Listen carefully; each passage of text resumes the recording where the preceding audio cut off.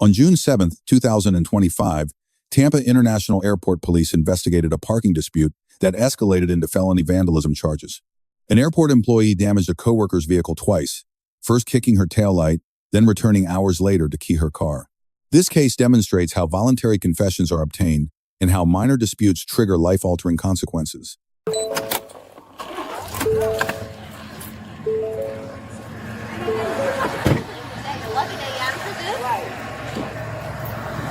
Hi. Your car? Okay. Yeah, Mama, have a good night. Be safe out there. I think he probably kicked it here. I will. Yeah. Kicked I it will. here. Okay, baby. Thank you. So I'm gonna get my car and go around. And then, I didn't even notice that one. Okay. I was just telling my coworkers, we're getting off the bus. I was like, there was these busted lights next to the car next to me. I pulled up around 4:15. Sure. And it was just like that. There's a camera up there on that post light over there. AM. That's terrible. How long have I been here? Terrible. Okay. I've been here too long. That's pretty violent. He should not be working at an airport.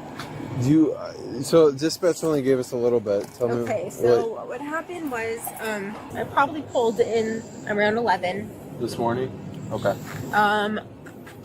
And it's pretty busy at that time, so I was kind of circling around, and I was waiting for some of the buses to get off so I could see people. And so I had my car right here. Okay. It wasn't like blocking anything; it was like right there.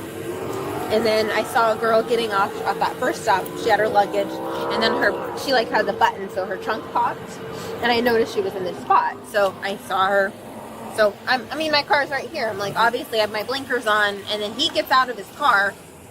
He had come from around that side, so he was like must have been going down this circle, and he was coming around this side. So he was like maybe facing this way, and he got out of his car. Like by the right by 10? 10, right by 10, yes. And I'm like right over here, and he got out of his car and was telling me to roll down or to get out of my car, and I said no, and I rolled down my window, and he said that I'm taking that spot. I already asked the girl. I'm like, what is this? No, this is like an employee law. We don't save spots. I don't know. That's not how it works. My car was here, so my car obviously was there, so I parked.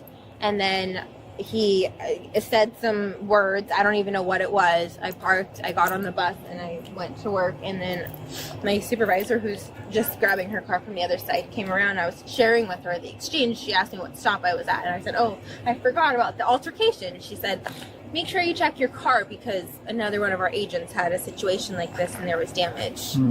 Same, I explained to her, she said it was the exact same thing. But I don't... Same person? They think, no, or? like this Incident. same kind of like scenario. Like, sure, okay. It was explained, like I just explained to her what happened and... Okay. And then I just noticed more of the king. I don't even know what else he did. And he did tell me he's in the Marines. Were these black scuffs here before? No. Oh my god, no. Oh, I didn't even notice that. Well, I don't know if it was like a boot or something. Yeah, it looks like yeah, I didn't even notice that. No. Oh my god. Can you grab your ID for us? Yeah. After reviewing the surveillance footage, officers observed the suspect kick the rear passenger taillight of the victim's vehicle and later return to the parking lot to key the driver's side of the vehicle. Officers then located the suspect while he was working his shift to question him about the incident. I'm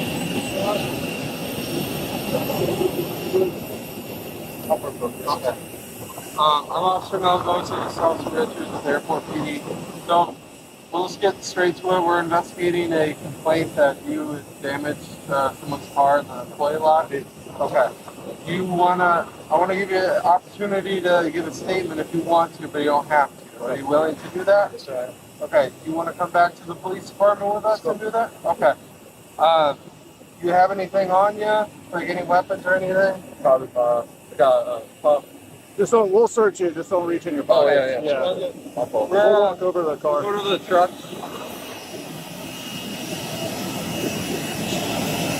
You can relax. Just want to take a seat there.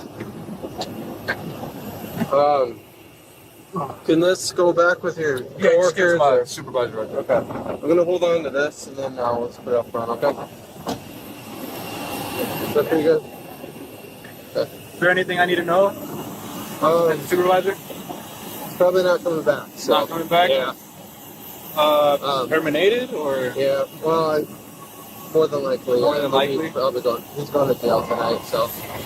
So like I said, the reason why you're here today is investigating that incident that happened at the employee lot.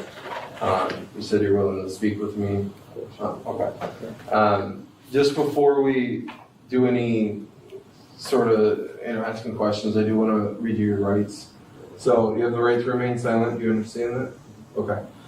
Anything you say can and will be used against you in a court of law. You understand that? Yes? Okay. Okay, you have the right to consult with an attorney before you make a statement or answer any question, and have the right to have an attorney present during questioning. You understand? Okay.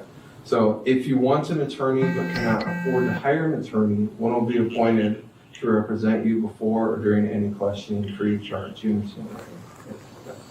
Okay. You may use any of these rights at any time before or during questioning, and you may stop the interview at any time. Do you understand that? Okay. Do you understand all of these rights that I've read to you? 100%. Are you willing to answer questions or to make a statement without an attorney being present? Certain questions. Okay. Has anyone threatened you, coerced you, or promised you anything to answer questions or make a statement today? No. No? Okay. If you're willing to speak with me and you understand these rights, do you want to just sign on the bottom and date it? Today's the 7th. You were looking for a spot, couldn't find one? Or yeah, walk me through what happened. So there's a gray Mustang Okay. all the way at the end of bus stop 3. And bus stop 3 is It's the last bus stop, very last bus the one stop. before the bus goes out the gate? But goes up the gate. Okay. There's a gray Mustang. Mm-hmm. I'm assuming, okay, it's there waiting for a spot. But I used my brains and I asked the person who's coming off the bus, now it's going home, if I can go and follow him to her spot. The lady says, of course, come follow me to my spot. Okay. I follow her to her spot. Sure. I stay right there in front of her spot. Gray Mustang comes in, cuts me off. Okay. What are you doing? This is my spot. I was here first. And I'm thinking it's a guy. Goes on with a beautiful girl. Beautiful girl. Drop dead gorgeous. I didn't know what to do. I was like, what do you mean? Like, I mean, I was here. I asked her common courtesy. Sure. I was here first. There's no assigned spots. Okay. It's my spot. I have to go. I'm late as well. Sure. And no, you, this is my spot. Gets into the spot. She backs out, gets into my spot. Okay. I stay there frozen. Like I'm like lost. Because I asked and I'm just like, what the hell do I do? I guess my pettiness took over. Under Florida Statute Section 806.13, criminal mischief is graded by damage amount. Property damage under $200 constitutes a second-degree misdemeanor. Damage between $200 and $1,000 elevates the charge to a first-degree misdemeanor. However, damage exceeding $1,000 constitutes a third-degree felony, punishable by up to 5 years imprisonment. The suspect's confession established he kicked the taillight and keyed the vehicle, 2 separate, premeditated acts. Modern taillight assemblies cost between $300 and $800, plus labor for installation. Professional paint repair for key scratches requires sanding, priming, painting, and clear coating, often exceeding $1,000. The combined damage clearly crossed Florida's felony threshold. And I waited for her to get out the car and do whatever she had to do, watch her get onto the bus. She turns around, spits on my car. Okay. Spits on my car, gets on the bus. That ticked me off. I'm sorry, I'm not letting that slide. I can't. And I did what I did to her car. Okay. How would you describe the girl? Very beautiful girl, probably bright eyes, black hair, American flight attendant. Okay. Gray Mustang. Yeah, that's about it. She's beautiful. I You kind had of to guess like how old? Like probably like 25-ish, 26. But yeah, that's what happened. That's exactly what happened. So when you said you did what to her, like what exactly happened to her I car? broke her back tail light, Okay, and then that's it. okay. How, like kick it, Yeah, break it? Okay. kicked me in the shattered. Okay. So basically after that, you got on the bus. She needs me to pay for it, dude. You went to work and did your thing, or? Yeah, I went to work and did my thing. She parked it. I got back out of work. I saw the car was still there, so I'm assuming she stayed overnight somewhere in a different state. And when I got here this morning, the car was gone. Okay.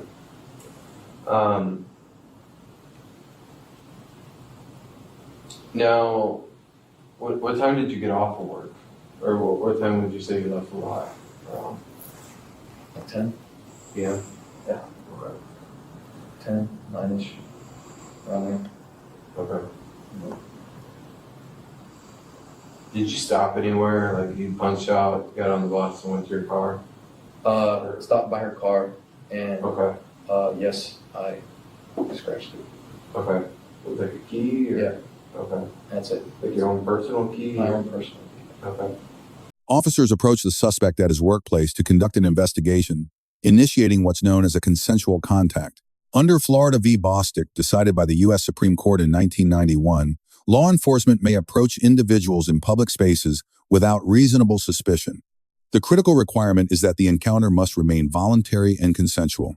The officer explicitly stated, "I want to give you an opportunity to give a statement if you want to, but you don't have to." This language establishes the voluntary nature of the encounter and protects against future suppression motions. The Fifth Amendment and Miranda v. Arizona require rights advisement only during custodial interrogation. Oregon v. Mathiasen, a 1977 Supreme Court decision, clarified that Miranda warnings are not required simply because questioning occurs at a police station. The determining factor is whether a reasonable person would feel free to leave. The suspect voluntarily accompanied officers, was not handcuffed during transport, and sat in an unlocked interview room. These facts establish the non-custodial nature of the interrogation, making Miranda warnings unnecessary. Only after the suspect provided a full confession to both acts of vandalism did officers establish probable cause for arrest. The suspect claimed the victim spat on his vehicle, allegedly provoking his retaliation. Under Florida law, provocation is not a recognized offense to criminal mischief charges. Even if the victim's alleged spitting occurred, it would not legally justify or excuse property destruction. The suspect's own words undermined any potential defense when he stated, "My pettiness took over."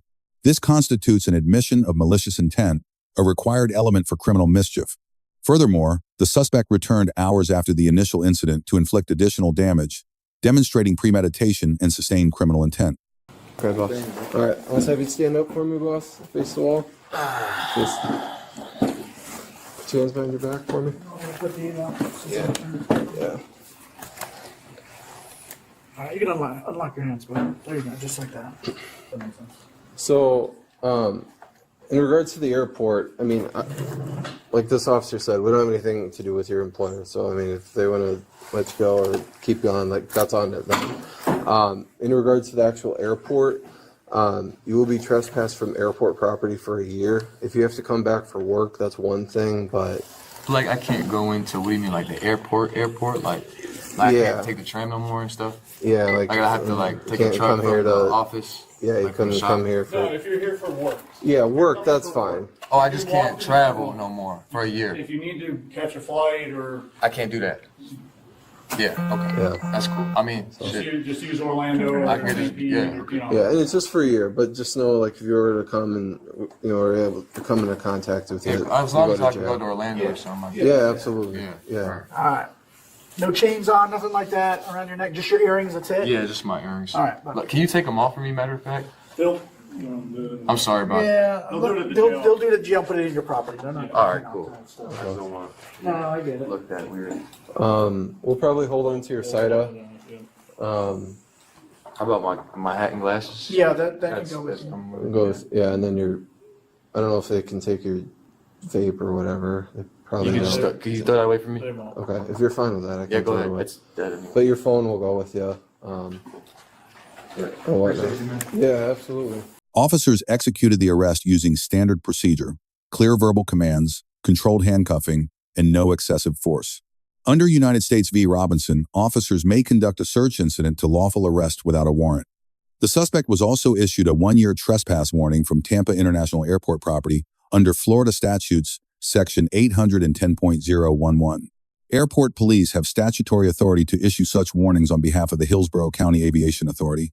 The warning prohibited personal use of the airport but carved out an exception for work-related access. Evaluating the suspect's performance, we assign a grade of D-. While he cooperated with the investigation and complied with arrest procedures without physical resistance, these minimal positives are vastly outweighed. He committed 2 premeditated acts of vandalism over a trivial parking dispute, demonstrating catastrophic judgment. He provided detailed confessions without requesting an attorney, building the prosecution's case against himself. Most troubling, he showed zero remorse and expressed greater concern about flight restrictions than felony charges. The victim receives a grade of B for her handling of the situation. She correctly understood parking lot protocol, maintained personal safety by remaining in her vehicle during the confrontation. She chose de-escalation by immediately leaving for work rather than engaging in extended argument. She promptly reported the vandalism to law enforcement and provided a clear, factual account without exaggeration. The grade is not an A due to the unverified allegation that she may have spat on the suspect's vehicle. Tampa International Airport Police Department receives a grade of A-. Officers conducted thorough investigation, including surveillance review before approaching the suspect. They properly established consensual contact and maintained non-custodial interrogation conditions.